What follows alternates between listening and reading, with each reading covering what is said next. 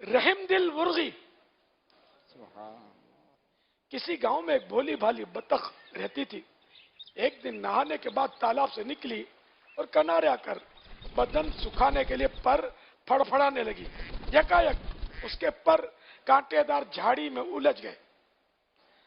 پر چھڑانے کی کوشش میں اس کا سارا بدن بری طرح الجھ کر رہ گیا. اتنے میں چند مرغیاں ٹہلتی ہوئی دانا چگتی ہوئی وہاں آ پہنچی. بطخ انہیں دیکھ کر بڑی عاجزی سے بولی, بہنوں, میں اس جھاڑی میں بری طرح پھنس گئی ہوں, خود سے نکل نہیں سکتی. خدا کے لیے میری مدد کرو اور مجھے اس مصیبت سے نکال دو. ان میں سے ایک سفید مرغی کو بطخ کی اس بے بسی پر بڑا ترس آیا اور وہ اپنی تمام ساتھنوں کو امداد دینے والی نظروں سے دیکھنے لگی, لیکن وہ تمام مغرور قسم کی مرغیاں تھیں. بطخ کی التجا سن کر اور سفید مرغی کا مطلب سمجھ کر برے برے منہ بنانے لگی. ایک مرغی بڑی حقارت کے ساتھ بطخ سے بولی, جا جا, تو ہم میں سے نہیں, تو پھر ہماری بہن کیسے ہوئی؟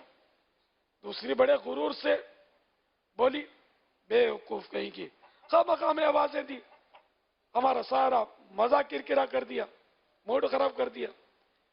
سفید مرغی اپنی ساتھنوں کو سمجھاتے ہوئے بڑی نرمی سے بولی, اس بیچاری کی جان خطرے میں, اس وقت ہم بہت ساری ہیں, کوششیں کریں تو اس کی جان بچائی جا سکتی ہے.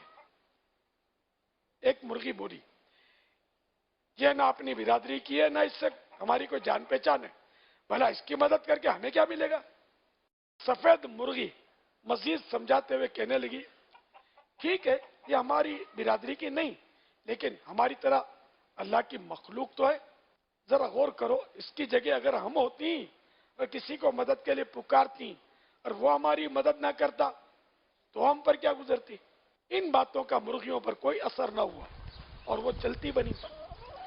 انہیں جاتا دیکھ کر سفید مرغی دوڑتی ہوئی بطخ کے پاس آئی, کچھ ڈھارس دی اور چونچ اور پنجے دبا کر اسے آزاد کرنے کی کوشش کرنے لگی.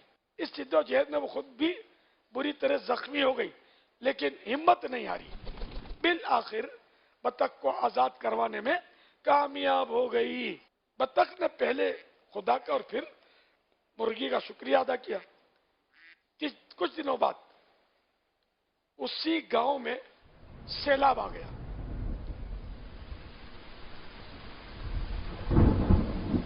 تو سارے گاؤں میں افراتفری مچ گئی.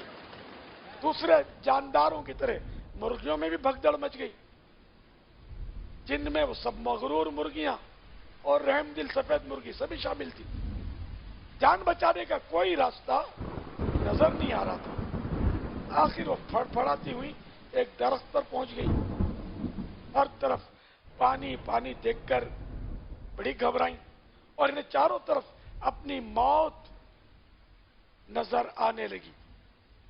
تھوڑی دیر گزری تھی کہ وہی بطخ تیرتی ہوئی وہاں آ نکلی اور سفید مرغی کو دیکھ کر اس کے قریب آ کر کہنے لگی, بہن گھبراؤ نہیں, میں تمہیں اس مصیبت سے نکالوں گی.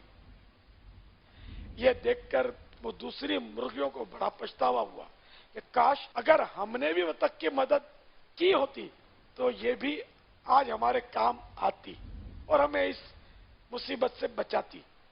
لیکن اب پچھتائے کیا ہو جب چڑیاں چگ گئی کھیت. مرغیاں یہ سوچ سوچ کر مایوسی میں ڈوبتی جا رہی تھی کہ بطخ نے کمال کر دیا اور مرغیوں کے ناروا سلوک کو بھلا کر کہنے لگی, بہنوں گھبراؤ مت, میں تمہیں بھی اس مصیبت سے نکالوں گی.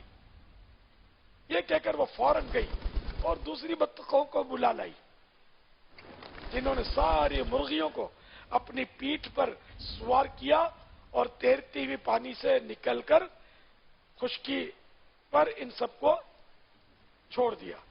خشکی پر پہنچتے ہی سب مرغیوں نے اللہ کا شکر ادا کیا. پھر اس بطخ کے آگے شرمندگی سے سر جھکا کر اپنے برے سلوک کی معافی مانگنے لگی۔ بطخ نے بڑے پیار سے کہا کہ اپنی غلطی کا احساس ہو جانا یہ بہت بڑی بات ہے، معافی مانگنے کی کوئی ضرورت نہیں، بس آئندہ ایک بات ہمیشہ یاد رکھنا کہ مصیبت کے وقت کسی مجبور و بے بس کے کام آنا بہت بڑے ثواب کا کام ہے۔ فرمان مصطفیٰ صلی اللہ تعالی علیہ وآلہ وسلم جو کسی مسلمان کو دنیاوی تکلیف سے چھٹکارا دلائے تو اللہ پاک اس سے قیامت کے دن کی مصیبت دور فرمائے گا۔ صلو علی الحبیب صلی اللہ تعالی علی محمد۔